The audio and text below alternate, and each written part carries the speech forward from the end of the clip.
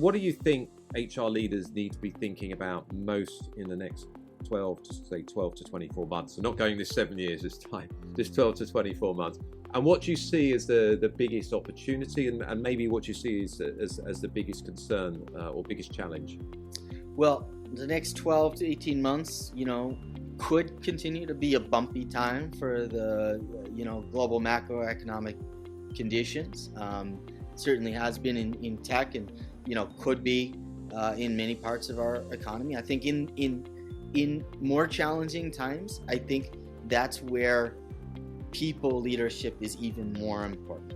It's where prioritizing transparency with your organization, I think, is really important, because that builds the trust and brings together the trust that can bring people together.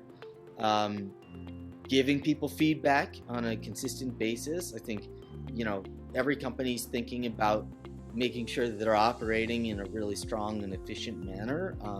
And part of that is making sure we're empowering our people and making sure we're giving them the tools that they need to succeed. And that's, I think, feedback is a two-way street.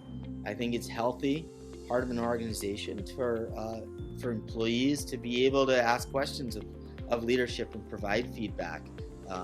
And I think, again, we talked of sort of different expectations.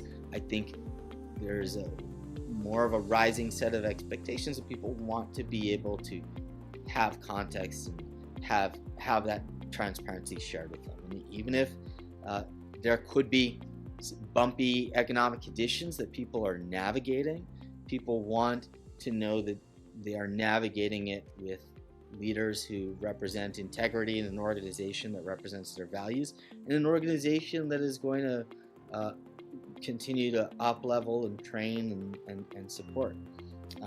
So ensuring, I guess, the last point on that would be making sure that your middle managers really have the tools and resources and training, because a lot of what happens in organizations,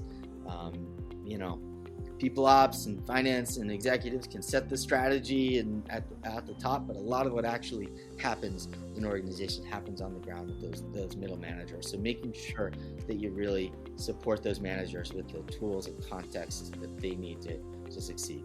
I think those are just a handful of the things that people ops leaders need to be thinking about right now.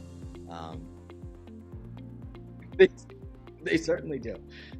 We all do, but I think everybody in this space is working together to support healthier and better organizations together.